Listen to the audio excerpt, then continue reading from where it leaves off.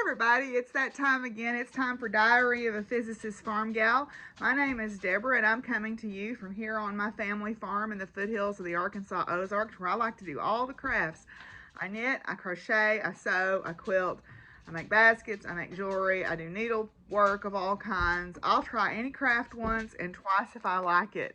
I am also a professor of physics and astronomy at a local university where I teach courses to physics majors. I teach courses to general education majors. And I am a docent at our planetarium. And I am very involved in our Center for Excellence in Teaching and Academic Leadership, where I take classes and also facilitate programs on diversity and inclusion, on science of learning, on pretty trauma-informed teaching. I'm always trying to learn new things to make myself a better professor. And I am a farmer. I am a third-generation family farmer. We're on this 170 acres that my family has lived on for over a century. I raise grass-fed beef cattle. I raise horses. I have a small flock of heritage poultry. I have some show quality rabbits. I have a retirement herd of miniature horses, miniature donkeys, a miniature mule named Pumpkin who thinks she rules the roost, and Princess Penny, the potbelly pig, the retired now protector of the poultry, because I've had to put all my birds under cover because we have the avian flu now in Arkansas. And to keep my birds safe, I have them separated in a covered pen so that they cannot interact with the wild waterfowl that carry the avian flu. And Willie says it is too cold today to be on the podcast, so he is back there under his blanket. But I am fur kid mom to dogs, and several dogs and cats, and an outside clouder of barn cats. And Simon is down here, which you can see the paw coming up every once in a while wanting some attention. So if any or of all of that sounds interesting to you, I hope that you'll join me for Diary of a Physicist Farm Gal. Okay, I tried to move the camera so it's not wobbling so much, because every time one of the animals goes under the table and hits the table leg, it causes it to wobble. If you're looking for us on social media, you can find me on Instagram and on Ravelry as Doc Firewoman. There is a Ravelry group for the podcast. It has not been active this year, but I think I'm going to start using it a little bit more again next year. But if that's where you're looking for us, you can find us there. There's also a Facebook group for the podcast, Diary of a Physicist Farm Gal. I'll link all that stuff below. There is a Ko-fi for the podcast if you would like to help support the podcast in terms of mailing out prizes or paying the subscription for the Zoom room, or if I ever upgrade equipment or anything like that, it does help with that. That you can donate to if you would like, and if not, that's great too. I'm just happy that you're here. Also, I'm on Twitter at this point, but I'm not sure how much longer I'll be on there. We'll see what happens.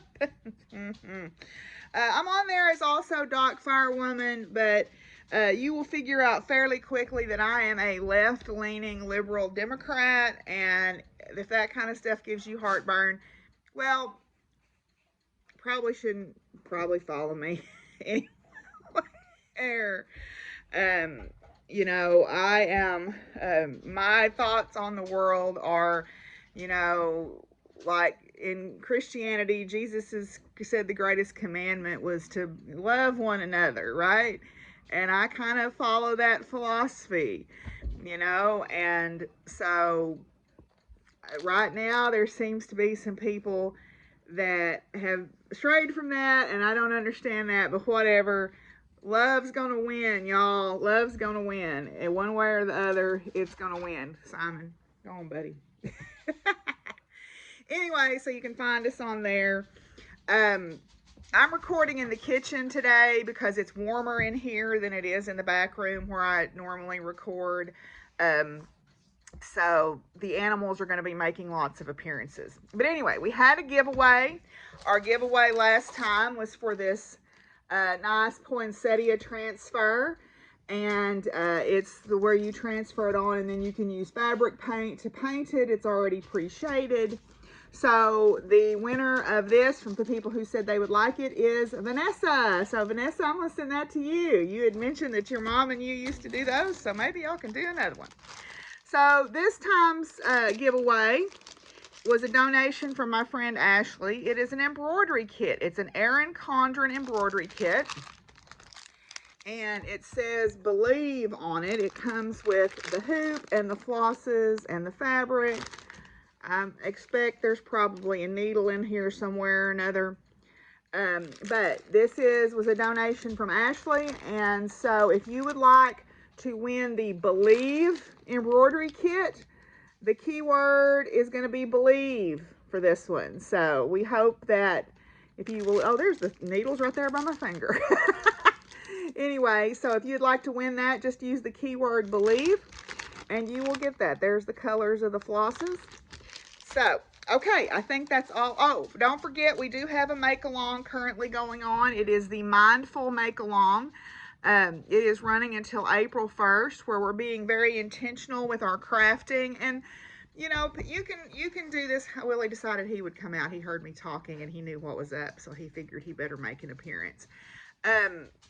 You know, you can apply different rules. I am trying not to buy anything crafting related, although full disclosure, I did buy some wool wash because I was out of Eucalan, and I like to use it because you don't have to rinse it, and because you can get it lavender scented. Not sponsored, but hey, Eucalan, you want to send me some free wool wash? I'll sure take it.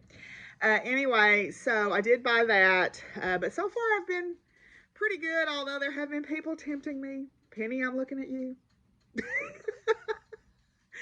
Anyway, so we're going to go on ahead here. I do have some finished objects to share with you, so we will move right on to that. And I'm wearing something that I made. This is my easy raglan sweater that I made. This pattern was given to me by Scott Braden, who has been a longtime friend of mine. When I lived in Oklahoma, he got it for me and gave it the pattern to me. And I figured after 20 years, it was probably time to make it. So I made this out of, this is Knit Picks Wool of the Andes in one of their special reserve colorways called Sea Monster.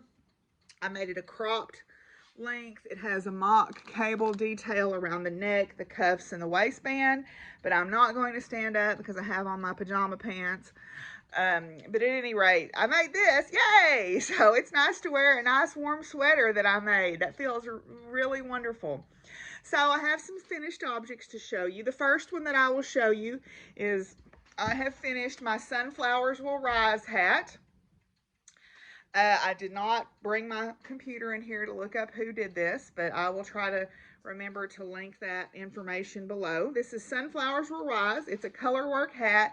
It has a double brim on it, and I made it in the slouchy version, and I put a tassel on it because I thought, hey, what's more fun than a hat with a tassel?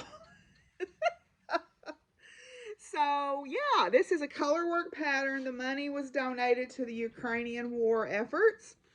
And this yarn is some Icelandic wool that my friends Marla and Gypsy brought back when they went on a trip to Iceland for me. So I had been waiting for the perfect special pattern to make this, and I believe that I found it. I love this style. It's very unusual the way that it fits. And yeah, it was just a really super fun knit. Now I did add an extra sunflower in the pattern to make it bigger to fit my head. I was afraid that the 4 sunflower size would be too snug on my head, and I think I would have been right.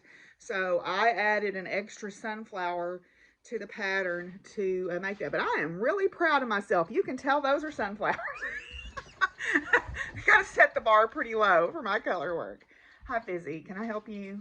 Okay. Yes, I know. You need to jump down. Thank you. Okay, so that's one thing finished. Another thing that I finished is I finished my Galaxy Lemonade shawl, if I can get it here. Okay, Chris. Galaxy Lemonade shawl. It is a free pattern.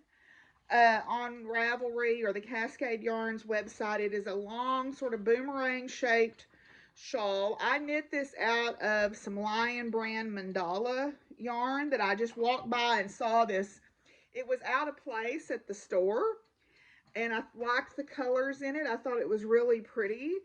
So I thought, I like that. I'm going to buy that ball of yarn. Don't know what I'm going to do with it. So I found this was the perfect pattern to make use this yarn up with. So I finished that. Busy. Now look. She doesn't know how to take no for an answer, for example. So I finished that, and it was super fast knit. It's really easy. Great social knitting. It's very easy to memorize the pattern. So I'm really pleased with how that turned out. And I love those bright colors. Very bright pop of color to wear with maybe a darker outfit. And it will carry you into springtime with those colors. But I wear different colors all year long. I don't think colors have a season. So I just wear whatever I want to wear all the time. Then I made, as part of Two Sticks and String, the color this month is black. So I had this ball of yarn. I think Tyra gave it to me. It was from Loops and Threads. And I made the gratitude scarf. The gratitude scarf is a crocheted scarf. This is also a free pattern on Ravelry. And I had this ball of black DK weight yarn, and I thought, well, what can I make out of that? So I made the gratitude scarf. Again, it's a free pattern. You can make it longer, you can make it shorter, you could seam it and make it an infinity scarf if you wanted to. Again, super fast, super easy to memorize pattern. I'll link all the pattern information down below since I didn't remember to bring my computer in here to tell you who did it. So great beginner crochet project too. So I usually don't like to tell people that are trying to learn to crochet to do a scarf because they're long and they take forever and they get kind of boring. But this one was super fast. So got that done. Then we are doing a warming tree project on campus. Where the library sets up a tree, a holiday tree, and they put hats and scarves and gloves and I guess even coats or things on there. And our faculty, well, it's really not faculty, it's just a crafting meetup that happens every Monday in the library. The director of the library, Rodney, is a knitter, and he is very active in the community. So he started a meetup, and any craft can come. We have knitters and crocheters and cross stitchers and a tatter. One of the young women that works over in the diversity and inclusion office, the Office of Diversity and Inclusion, she tats. So she's going to help me learn how. I can't wait. But anyway, so we're doing this warming tree project. So I decided that I would crochet a few hats to donate to that. So these are all just a basic beanie recipe that I use with double crochets. There's no pattern for it. I just start with a magic ring, and then I just increase until I feel like the top is big enough, and then I just go down the sides. It's nothing spectacularly difficult. But I had a bunch of yarn that I needed to use up. I'm using all acrylic because these are college students generally, and I'm trying to think about, they're going to probably want to just throw it in a washing machine. So I made different sizes of beanies to donate, and I'm going to try to make one more. I found some, Shirley gave me some Lion brand boucle yarn that's black, and since that's Jessica's color of the month, because these both have black featured in them, I'm going to make one more hat to donate out of that. So that'll be 5 hats to donate to our campus warming tree project. I'll probably do that later today.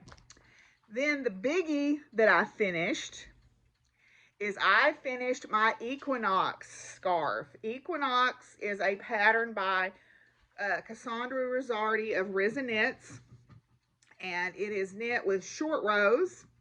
And it is meant to look like trees against a background sky, like the trees in the winter against the background sky. So this is you can knit it as a cowl if you stop after one repeat, or if you want to knit the scarf, which is about, I think it's about 7 or 8 feet long. You know, it's pretty long. I'll put a picture in here of me blocking it. It took all of my blocking mats, 8 blocking wires, and almost all of my 2 sets of Knitter's Pride blocking combs to flatten it out. Okay, very easy knit though. It is not a hard knit. It is knit with short rows, and it is a very easy project to knit. Because it's so long, you can style it in a variety of ways. I wore it to work on Friday. Wore it to work Friday, and I wrapped it around and had it hanging down a little bit, and it still, both tails went down to my knees, and I'm 5'10". So, it is she's a long one. Okay. The yarns are, the background color, the turquoise brown rust color is Chicken Coop Dye Works, a one-of-a-kind colorway by Chicken Coop Dye Works. And then the brown is some baby camel that was a gift from Mary. This is a DK weight project. I love this thing. I'm so tickled with how it turned out. I could not be more pleased with how it turned out. So if you are looking for, I wouldn't say it's a gift knit because it took a while because it's 3 repeats. I used 3.5 DK skeins total went into this. Okay, because I used almost all of 2 skeins of the background color and a skein and a half of the tree color on this. So anyway, very tickled with how this turned out. Again, this is by Cassandra Rosardi of Risen Knits. It's called Equinox. So, yes. And I think I showed y'all this last time, didn't I? I showed y'all this. Yes, I'm going to show you again real quick. I finished my Restless shawl. I'm almost 90% positive I showed y'all this last time. But anyway, so since I showed it to you, I think already, we'll just speed on past that and go to works in progress. Okay, so I've had a little bout of startitis. So I have several works in progress to share. I'm not going to show you any sewing projects because I haven't sewn this month. I've been working on mostly cross stitching and fiber crafting this month, although I am going to do some sewing over the Thanksgiving holiday that's coming up in not this week, but next week. Because our crafting group is going to donate things to the Winter Feast, which is a fundraiser for our campus food pantry. And you buy a ticket and you eat a meal, and they give away door prizes. So I think I'm going to make some bowl cozies for that, but more about that later. So I have several works in progress to share with you. So I'm going to start with my stitching ones. Okay, my first one is in my bag by Charlotte of April 9 Designs. This is my little Mill Hill kit.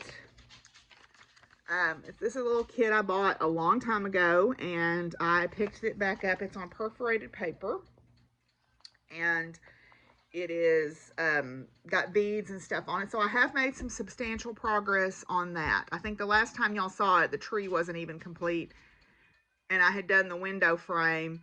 But I've added the gourd, I finished the tree and the leaves, the ghost, I've started on the pumpkins, and then there's a wagon over here with flowers in it that I need to complete, and then do the beading. I'll save the beading for last. And Notorious Needle, Bridget, Sarah's mom from Notorious Needle, she did a nice discussion about beading on their last episode, so you should go check it out. But that's just a little Mill Hill kit that I've had about a million years, so I decided it was time to finish it. Then in my bag from the local needlework shop that I picked up, my local needlework shop is a Stitcher's Garden. Shout out to them. I am working on the Black Phillip pattern from the Witchy Stitcher. So it looks like this. Okay. And I am making this for my tattoo artist because she loves that sort of stuff. And she loves that movie. So I have almost finished the top panel. Just got a little bit to go here, and then put the little red details in. and then I will start on the lettering next. So we're getting some progress on that. This is Fire Poppies, or I got it from Fire Poppies, but blood spatter. This is 32 count linen, I think is what this is. The tag is somewhere, I don't know. But anyway, I thought it would be nice to make this for my tattoo artist, Sherry. Are you needing some water? Hang on, please. The dog's water bowl is empty. Okay, so back to this. Now that the dogs have water. This is 32 count Fire Poppies blood spatter, or I got it from Fire Poppies. And I'm using black, but then I'm using some red etoile for a little sparkle that was left over from a Frosted Pumpkin Stitchery kit that I did. So I thought I would just use it up instead of buying the floss that I needed. I thought that etoile would give it a nice sparkle. So those are my two stitching whips right now. I'm going to try to get the little Mill Hill kit done and as much as I can done on Black Phillip before my next recording session. Then I've got a ridiculous number of fiber whips because, like I said, I had a little bit of startitis. So I'm going to start with the ones that have had the most work done on them. So for the Halloween sock along from Grenade Creations in my April 9 design bag, luckily it was a participation make along and we didn't have to finish. This is a little Hocus Pocus socks from This Handmade Life. I have finished the sock body and I'm putting the ribbing on in this nice contrast natural fiber from Tesla Knits. This is Sakina cotton sock yarn. And you'll notice there's a little cable detail up these socks. And then I'm going to do an afterthought heel on these. So, nice project here to work on for Halloween. Sorry, my friends are texting me because deer season opened this weekend and they're telling me how they did. So my messages keep popping up here. Anyway, so finish the body of the sock. I'm going to do an afterthought heel on these. Little charm is from Charmed and Dangerous, the little Halloween donut there. So all in on the Halloween for the Halloween sock along. I think I've done about 1, 2, 3, 4, 5, 6 rows of ribbing. I'm going to do about 10 more and then call it good and then cut my heels in. So, yeah, Sakina, like I said, it's a cotton wool blend sock yarn that Shirley gave me. And then this is wool, undyed wool from Tesla Knits. I thought it would be a nice contrast cuff. So, yeah, I'm going to be a sock knitter yet, right? So I told Penny that my next socks that I did, I would learn to do a heel flap and gusset, and she directed me toward a free pattern that is got the directions for toe up, heel flap, and gusset. So I'm going to try those on my next pair of socks. We'll see how that goes. Okay, so then, let's see. My next most prolific whip here is in my Bargains Galore bag. This is my Saturday morning sweater. This is a pattern by Dragon Horde Yarns, Tristan from Dragon Horde Yarns. And I haven't put a whole lot on this, but this has now become my before class project, simply because it is mindless, right? I'm knitting on the body here so you can see the kitty cat in space was where I was at last time. So I've just put maybe, I would say, 1.5 inches on the body. But I am going to finish this ball of yellow and see how long it is and then make my determination if I want it to be any longer.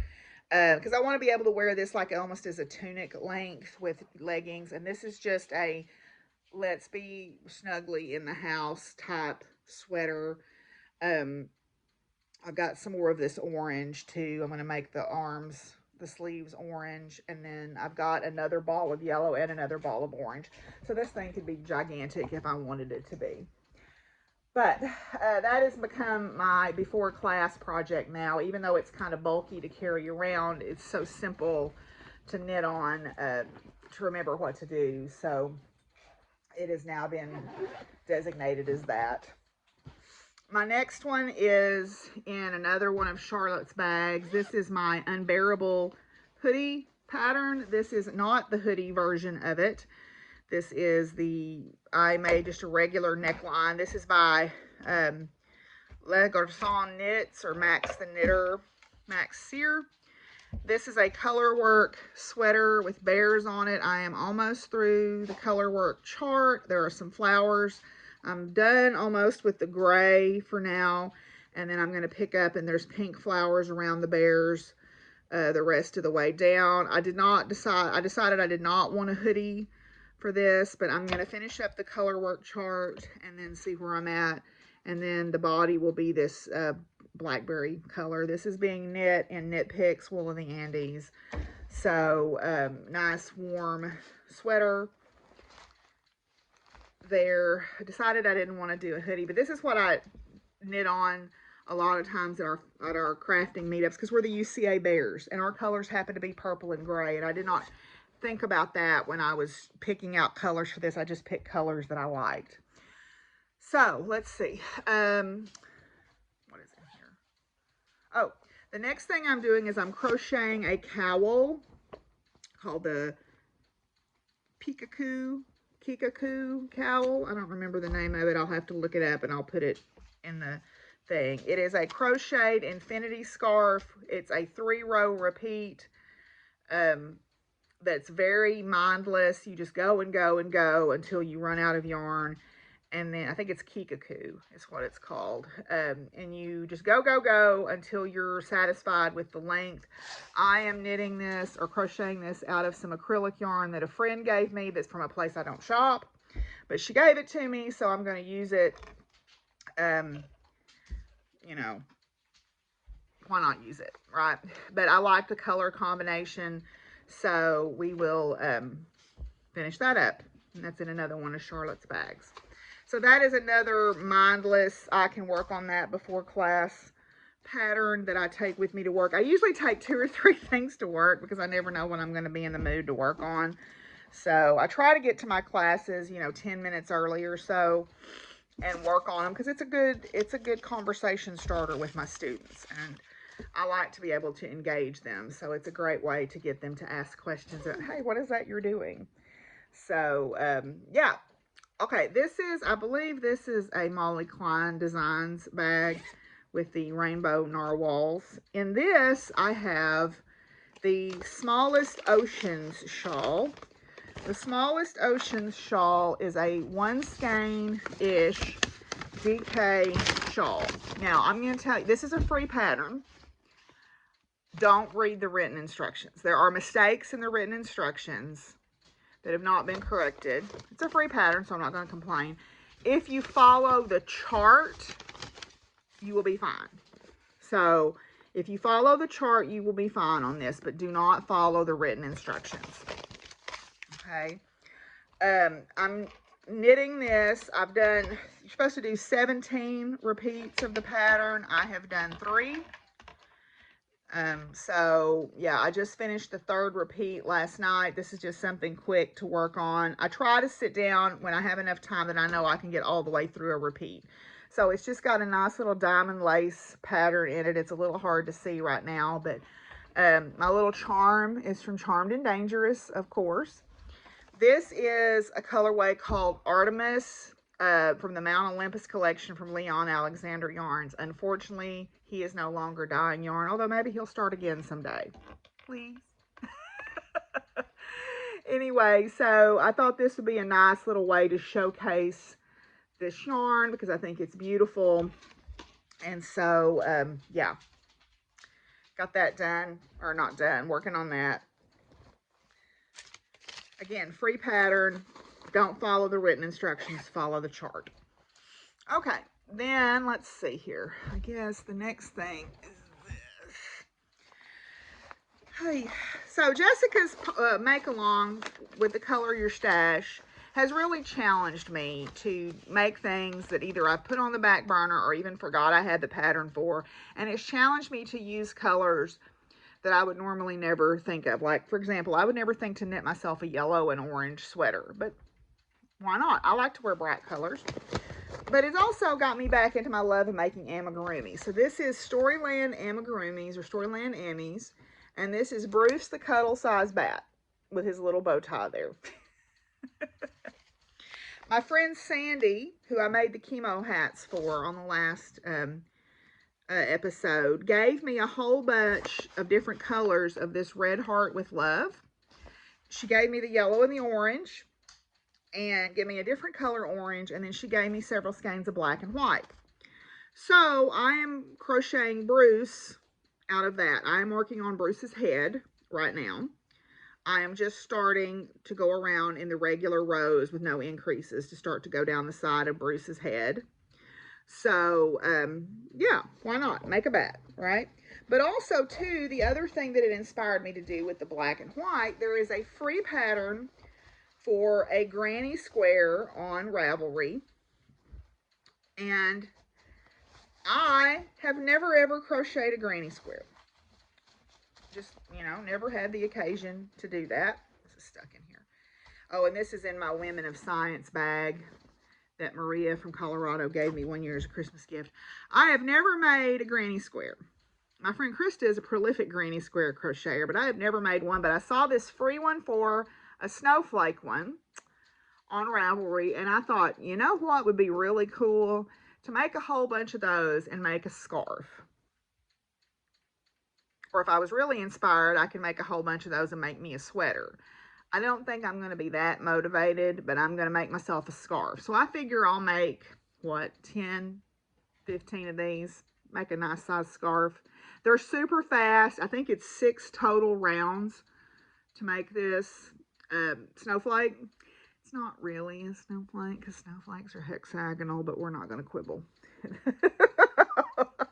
We're not going to quibble too much about that. But it's pretty, and we like it. So, hey, yeah, snowflakes have hexagonal symmetry because of the symmetry of the water molecule. But, whatever. Here we go. This is also out of Red Heart with Love. So, free pattern. I'll try to remember to link it as well. And is this part of Bruce? Or see, this is what happens when you put more than one project in a bag. Maybe it makes that way I don't have quite so many started, right? Because I have less bags. That's a lie. Then in this little sweet ball bag from, I think a Magpie Knits made this in this cute little fall fabric. I am back to my good standby patterns of CJ Brady. I am crocheting Soul on Fire. Soul on Fire is a scarf, shawlette, scarf, whatever you want to call it, a small scarf, and it is long, skinny, triangular shaped. It has a new stitch technique in it that I was not familiar with, so I learned something new, which is always fun. I am barely started on this. This is all I've got done. I've got my little witch's cauldron there from Charmed and Dangerous. Isn't he sweet? Little smiley face. And this is being made out of Kim Marie Knit Knacks Area 51. Kim Marie is no longer with us, so there's no more Kim Marie Knit Knacks yarn, unfortunately. But this is Area 51. And I am making one of CJ Brady's shawlettes out of that. Because, anytime I have a really beautiful skein of yarn that I want to showcase, CJ Brady patterns are my go-to. And because they're very easy to memorize, they're very potato chippy, and you can change the size of them very simply and make them bigger and longer and use up more of your yarn, and that is a win-win-win-win-win for me. So, highly recommend. And their patterns are reasonably priced, but they also, I think, still have a deal where if you buy 3, you get a 4th one free, or you get a disc. I don't even remember. But they have some kind of deal, and highly recommend. They are accessible to beginning level crocheters. Yeah, so CJ Brady, thumbs up. Okay, so let's see. Yes, I'm still going here.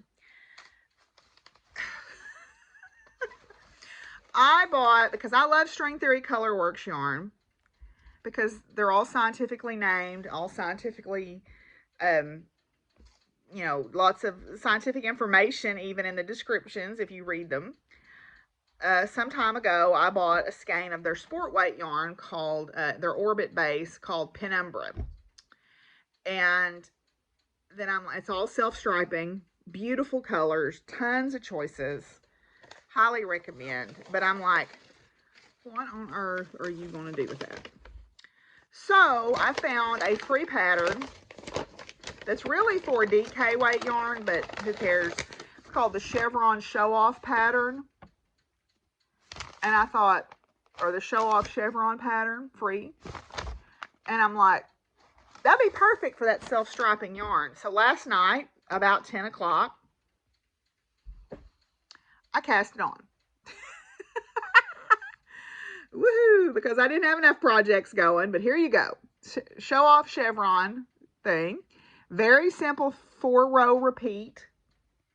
So yet another good potential before class project. Because why not, right?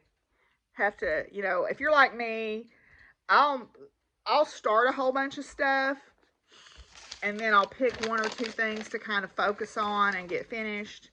And so it goes. So I'm not somebody that gets super twitchy when I have a lot of things started. Because I craft for myself. There is no timeline. East Texas Fiber Festival bag. Heidi from Undead Yarns dyed a colorway called Chumley, and she donated to a local animal rescue. And I bought these about a year apart, so there's a little bit of difference in the darkness of them. But it's blacks and browns and grays with pops of pink in it. Both of them are. And I was going to knit them together and alternate rows and do the Kelvin Hall shawl by Kirsty of Grenade Creations. But I have some different yarn that I think will work better for that. So this is going to be a pattern that I've had forever. It's time to finally use it. I am going to knit these as 2 different colors in the Tracy shawl by Joji Locatelli. So, I've knit the Jody. It was one of the very first shawls I knitted, and I bought the Tracy right after. So, I thought, well, these will be perfect for that because I want to use this yarn because I like it, and I think it'll be pretty. Plus, it's got black in it, so it's good for Jessica's Makealong this month. And I've had it and the pattern both in my stash for a long time, so let's let them see the light of day. That's kind of my philosophy on starting all these things, she said. So to that end, a long time ago, like in 2019, I started The Fading Point by Joji Locatelli. And I kept making mistakes. Yes, it's gigantic. It is huge. Yes, it is. I understand this. But I'm a big girl. I like a big shawl. I had bought Leon Alexander yarn at East Texas Fiber Festival specifically to knit a very garishly loud, brightly colored fading point. And I started it. And I kept making the mistake, and I kept making mistakes, and I kept making mistakes, and I got mad, and it went in the naughty corner. And I decided I'm going to start it again. So I have just barely started it. I've just got the garter tab done somewhere in here. Literally just that much after ripping it back. And I had gotten far enough that I had gotten into the second color, and I kept making a mistake, and I could never find it. So I thought, okay, start over.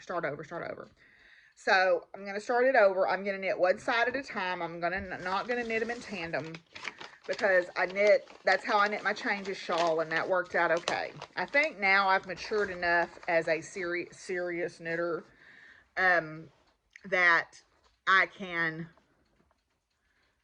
knit these things like that and not be overly concerned.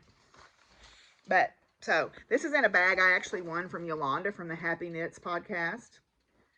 Strive for progress, not perfection. I think that's a really good motto. Last one, y'all. In my Utterly Adorable Knits Supremes bag. There ain't no Amy Coney Barrett on here, don't worry, because she is, if anything, she is not a Supreme to me. She's definitely not supreme about anything. I have had these I have been on my mind to knit these leg warmers forever. These are the Swishy Slouchy leg warmers. I think this is a free pattern, but I may be lying about that. The holdup was I wanted to knit them 2 at a time, but I have never cast on a top-down pair. It's basically top-down pair of socks, but then with no toe. Very long socks. So I finally looked up how to do this, and I have cast them on. And I'm knitting them in Brenda and Heather yarns. They did a colorway after the inauguration called Joe and the Dreamcoats. And this is self-striping based on the beautiful colors that all the women wore, those fabulous suits at the inaugural. And then I bought a black mini to do the ribbing in. So I have black at the top and the bottom, and then in the middle, all these amazing striping colors for my leg warmers. Now this has a cable detail, kind of like those socks that I have just done. It has a cable detail that runs up one side of them. And boy, I should have probably remembered which way I was going on these here. Wouldn't that have been good? Oh dear. I don't know where I'm at. I'll have to sit down and figure that out because I stopped in the middle of a round and now I'm like, where am I at? I was going this way. Okay, yeah. Note to self, don't do that. Don't stop in the middle of a round until you're more clear where you're going. But I looked up a tutorial from Chili Dog on how to cast on top down 2 at a time magic loop method, because that's what I want to do. Because I am afraid that if I don't do that, I won't ever knit the second leg warmer, or the second leg warmer will be substantially different in length or tension or both than the first one. So I want to do them at the same time. It's a little bit of yarn management until you get going, but I think once I get some length on it, it'll be fine. That's all my whips. Aren't y'all glad? That was only 20 minutes worth. That's ridiculous. Anyway, let's move on. I actually am going to talk a little bit about future crafting because I have a plan. Oh, y'all, so many plans. So I had mentioned the Kelvin Hall shawl from Kirsty from Grenade Creations. It is an interesting V-shaped shawl. And I wanted to knit that because I think it's cool looking and I like to support my friends, but that yarn that I had chosen was not going to work. So I forgot that I remembered that I had these 2 skeins that I bought at the same time. These are both Leon Alexander yarns. This was a special colorway for the knitting shop in Conway called Loki. The knitting shop is not there anymore, and they're not dyeing yarn anymore, so can't get this anymore, unfortunately. But I think these will be perfect for the Kelvin Hall shawl. So, yeah, they're sparkly. It's their glitz base. You can see the sparkle in it. I think that will be perfect for that shawl. So that's one plan. Then, for Jessica's Makealong, because I don't have enough hats in my life, I have these 2 skeins. This is a Countess Ablaze yarn that was, I'm not going to say the name because it's not family friendly, but it was knit, or was dyed after Brexit. This is black with some pops of color. And then this is Chicken Coop Dye Works Wakanda. It's the colorway of this. They both have black in them. So I've got a couple of hat patterns picked out that I want to knit these out of. This one, I've picked out a pattern that is kind of like a Gansey sweater. It's got some cabling, it's got some diamonds, it's got different stuff in it, and I think that'll be a perfect showcase for this yarn. This one, actually I may knit a cowl out of this instead. There's a really cool looking cowl pattern that I found.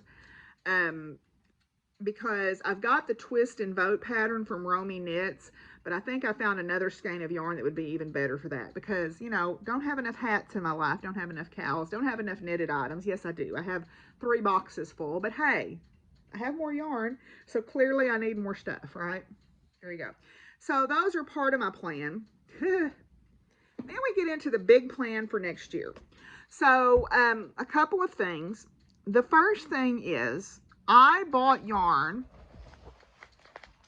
I went into my yarn shop one day and they had just gotten a shipment from Primrose Yarn Company. And it was in trash bags laying on the table. And I looked at it and I went, oh my God, those are beautiful. And I picked out these colors to do a Vertices Unite. There's 6 skeins here. I don't want to do the Vertices Unite anymore, but I want to use these colors together. So I don't know what to do. Part of me wants to do a really weird half and half wrap where these more colorful ones are 1/2, and then these more solidy ones are the other half. Would that work? I don't know. But we're about to find out, I think. Because this could be one side, because there's a pink in here, and then these kind of all have some similar colors in them. Would that work for a half and half wrap? I know Vanessa has knit it, and I know that Penny has knit it. What do y'all think? Would that be too ridiculous? If that's too ridiculous, what should I do? I don't want to do a Vertices Unite anymore, I don't think. I don't think I much care for the very geometric, angular type of that. Is not really my style. And that's why I've been held up on knitting it. What do y'all think? Give me some ideas. If you think that would look okay, great. Now, here's the really big plan. In 2018, there was the Celtic, well, it started in 2017, I think, or yeah, 2017. There was the Celtic Year Shawl Club. And being as I follow a certain path, you know, I'm pagan and I follow that Wheel of the Year thing, it really appealed to me because it started on Samhain, which was Halloween, and for each Sabbath, there was a shawl and a yarn, and you got some goodies and stuff too. At the time, it was Woolly Wonka Fiber Arts, but I believe she's changed her name. Her name is Anne. It's a more literary named podcast now. Michelle from Bendy Stitchy also is in this club, or had these yarns, and she had called her by the different name, and I forgot to look it up before I started. But at any rate, you can still get the patterns. I don't know if she's still dyeing yarn or not. But you got the pattern, you got the yarn, and you got some goodies. I've knit the first one. I knit the Calaveras, which was for Samhain. It's a beautiful, like, candy apple red single skein shawl. So I told myself, okay, it's time to make these. I want to do them in the order they're supposed to go in. So I've got the rest of the kits here. So the next one would be for Yule. Okay, and I'm not going to show you all the stuff that the extra stuff that they sent, but, oh, I guess it was 2018, 2019, because we got these nice little journals at one point. Ooh, let me go. What is that? Oh, it's a pretty snowflake thing, charm.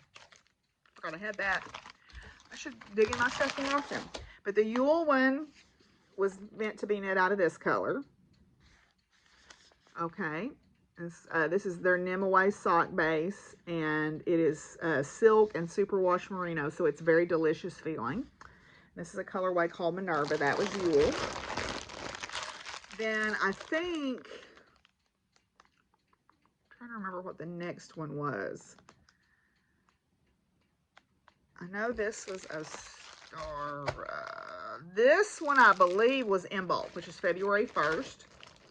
In honor of the goddess Bridget, and she's the goddess of nurturing and growth. So it was this one, was the next one. I'll just pull one of these out, and this is a colorway called Willow. Then the Equinox, the spring Equinox, I know was this color, was this set. Okay, so it's 2 smaller skeins and a larger skein, and this shawl is beautiful. Then Beltane was May 1st, and it was this set. Then Summer Solstice was this one, and this is beaded also. It's got the beads and everything in it. Then Lunisod or Lammas was this one, which seems weird. There's only one of these, but the Calaveras was only a single skein shawl too, so that may make sense. This one. And then Mabon, or the Fall Equinox, was this one. So I have a personal goal to at least get started on these next, starting now, because we've just passed Samhain, which was Halloween, and we're headed toward Yule. So I'm going to wind these and print the pattern out. And I want to at least try to get, let's say 2, we'll say 3, but I'll be happy if I get 2 of them knit in this next year. But I would like to get these, because I've had these since 2018, 2019. So let me use them. Let me not hoard them away like a dragon sitting on gold, because they're beautiful. And, you know, who doesn't need 7 more shawls in their life? Or 8, counting the Kelvin Hall. Or 9, counting whatever I do with that stuff that I was going to do the Vertices Unite out of. And some hats. Who doesn't need more knitwear? Never have too much, right? Knit fast, dye warm. Okay, that's it. We're going to move on. I don't have too much in the way of acquisitions, so let me just quickly pop those up here, and we won't even do a separate section. I got my Cosmic Club from Fortnite. This was September, and this was October. And then Nancy sent me these. Aren't these cool? They're bookmarks, and they're images from the Hubble Space Telescope. Aren't those gorgeous? I love those. She just saw those and thought I needed them, and I appreciate that. She also sent me some pretzel M&Ms, but they're mostly gone. And she sent me a cool dragon, which is hanging up back in my bedroom. So we won't worry about that today either. So let's go on and talk about school. Well, school is going. We are barreling down on a holiday break, which is good because the students are exhausted. But it's gone well. I've got good groups, I think. It's been a little weird because I've had jury duty this year, and I actually was off part of last week because I had a cold, and I just didn't feel good. I just felt tired. So I didn't push myself. I let them work on some projects they needed to work on, and I just kind of rested for a couple of days.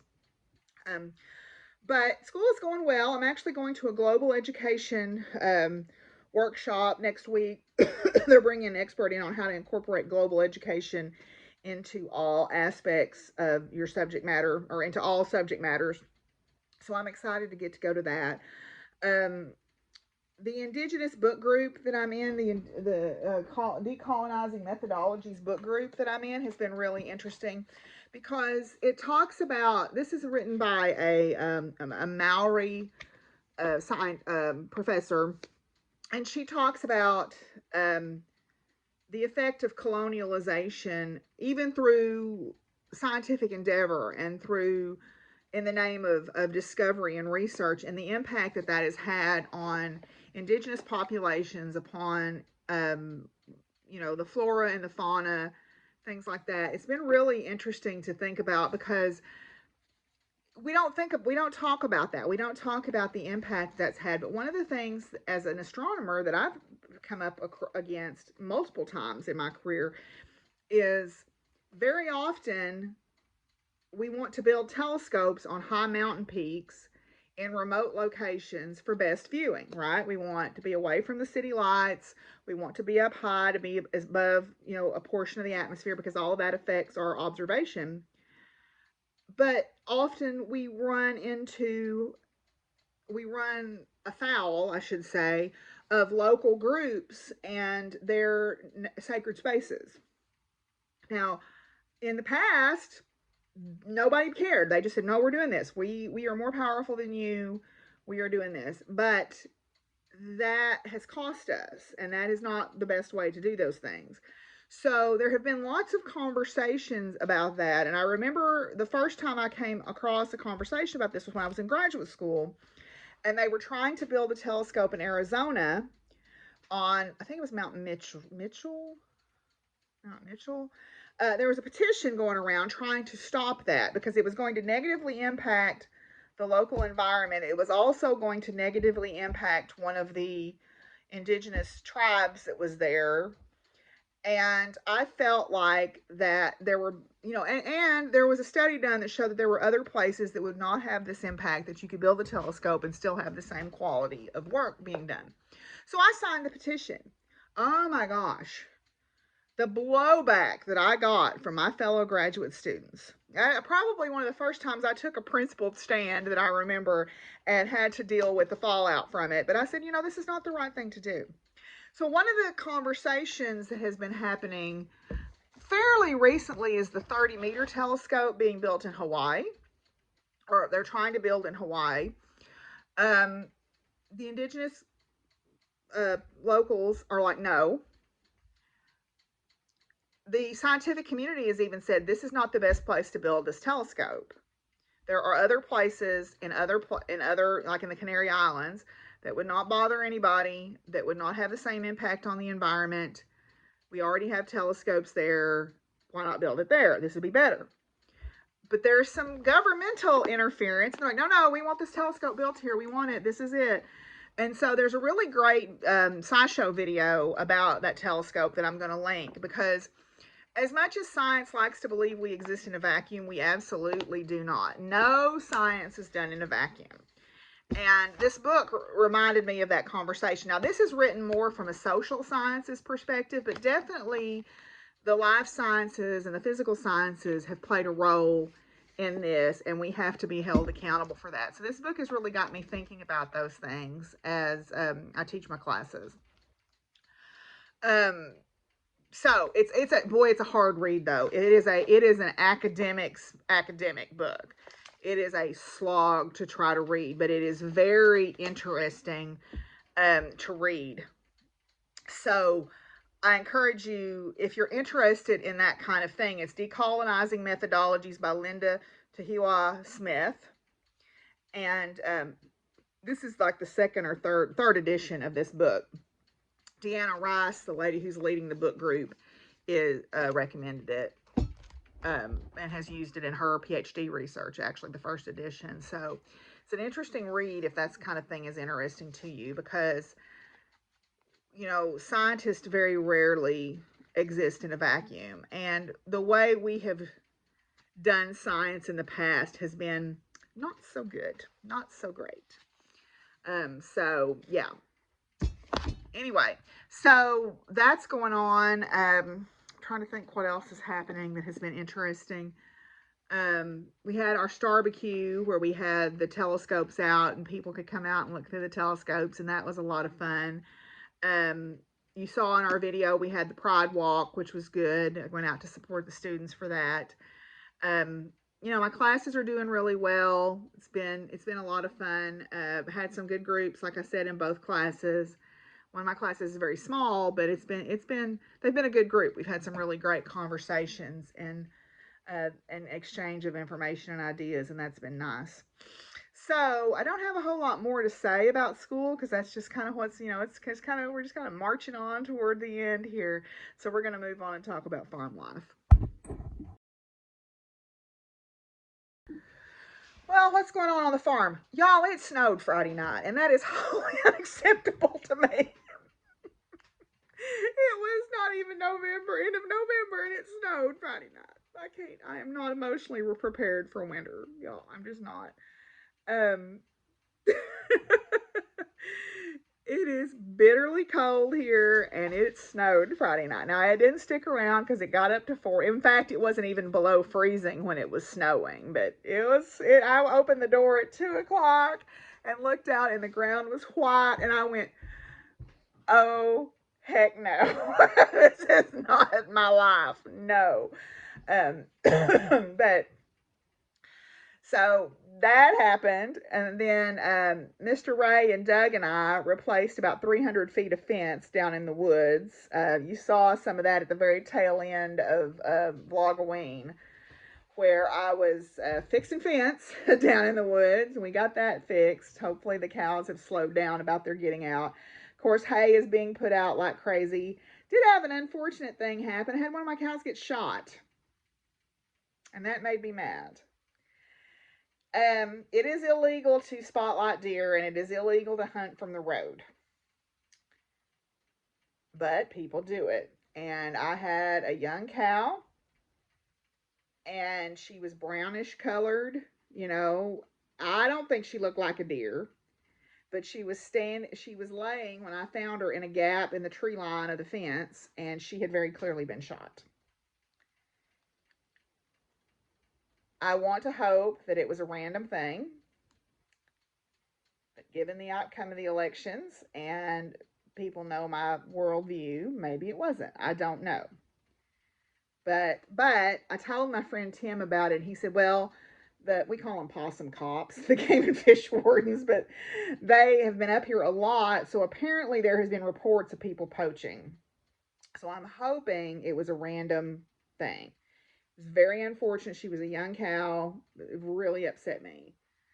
Um, Never have had that happen before. But anyway, so that happened. But on the upside, feeding hay, everybody seems to be doing all right. Oh, excuse me. It is cold. We went from 75 degrees to 40 degrees in the span of 24 hours, and that's not easy on anybody. But the horses all seem to be doing well. Excuse me. I have taken Gusty and Flame back over to Marianne's, as I mentioned, and I am supposed to ride in the Christmas program, so we'll see. I know Melissa has been riding Flame some to kind of get her ready to go. I was going to try to go yesterday, but I was still running a fever and still not feeling. I was hoarse or had a sore throat, and I didn't want to go. Oh, good grief! All of a sudden, I decided to sneeze. But at any rate, I'm looking forward to riding again. Work has just kept me where I haven't been able to, and I've kind of enjoyed having the free time on the weekends because I've been working on my book some. That's coming along well. I'm feeling nervous because I want to make sure I meet my goals, but I know that Christmas break will be great. But over Christmas break, I am going to do some work outside. I've taught myself into making a schedule where I'm going to get up, I'm going to write for so long, I'm going to go outside and work on these fence rows for so many hours or so, however long a day. I've got to get myself on a schedule so that I can get these things done because my fence rows need to be cleaned up. And if I don't write it down and make a official schedule and like hang it up where I can see it, I just will loaf around and I won't loaf, but I won't get it done. So that's my goal. Like last Christmas, my priority was to get my sewing room cleaned up. This Christmas, my priority is to get this fence row out here cleaned up. I think I am going to have my wreath making party. I need to put an announcement up about that, but I think I am going to do that this year. I don't know how much decorating I'm going to do for Christmas. I probably will put a tree up, like a little live tree, like I've been doing. But other than that, I'm probably not going to do a whole lot this year until I get the house, renovated. I don't really feel like it. The other thing is my oven has stopped working. It stopped yesterday. I was drying some herbs in there and I came by. The herbs had dried, but then I noticed that the oven was on, but it was cold. And I'm like, well, that's not good. So I've tried it a couple of times. It's not coming on. Like the electronic part, like the controls work, but it's just the igniter. I think it's the igniter. So over Christmas break, that's going to be another project is I'm going to tear into that oven. Now I'm a little bit spooky about doing that because it is natural gas and I don't like fooling around with that too much, but I think the igniter is something fairly easy to change out. So if that's the case, then I will try to do that. If not, then I will just be without an oven until the top of the stove works fine. So I don't know exactly what happened there, but it's not a gas flow issue because the top of the stove works. Don't know what happened. I noticed the bottom tray of the oven had fallen off, so it may be we do have mice. It may be that a mouse got in there and chewed something. I don't know. But at any rate, I will investigate that over Christmas break. I don't have the mental capacity to do it right now. But yeah, so that's just kind of where we're at. Everything is going. The animals are doing pretty well so far. Um, as I mentioned, I had to keep my birds. I'm having to keep my birds up because we do have the avian flu in Arkansas now. The avian flu is transmitted primarily via wild waterfowl. It's not songbirds. As much as people say that, it's really not songbirds. It's like ducks and wild geese and things like that. And where they get in with the pen or their waste gets, they get in and eat your feed and make a mess or whatever. So my chickens and my turkeys are in a covered pen already, so I moved the geese, much to their great unhappiness, into a covered pen, at least until winter is over. But what that also means is if somebody comes to my property that has a home flock, we have to observe biosecurity, meaning that they can't be around my birds, stuff like that. So that becomes an issue for the wreath making party with people coming that I know have home flocks. So I'm just going to politely ask them not to be around my birds because you can track it in on your feet. So it is not, people can't get it really, so I'm not too concerned about that. But it is an issue because I have three commercial flocks or three commercial poultry operations within a mile of me. There's a Mr. Ray's turkey farm, there's the Casper's chicken farm, and there's the Singleton's chicken farms, and they're all within a mile of me. So that becomes an issue for them. So in order to not be a problem, I'm going to observe all the safety protocols because if they detect avian flu in your flock, they will destroy your flock. So we don't want that. So I'm keeping my birds undercover. So, but at any rate, so that is where I'm going to leave that for today, and I will come back with a few final thoughts. Okay, so I'm in my den, and because I wanted to read you something off my computer, and frankly, I'm just too lazy to move it. But my friend Krista Chapman Green, who is a great musician and also a very good friend of mine, wrote this beautiful piece about tending a fire. And I asked her if it would be okay if I read it on the podcast because it really hit home to me about things more than just a literal fire. So I wanted to read this to you today. As I made the fire this morning and sat on the floor with my coffee, I ran through the list of to-dos for the day.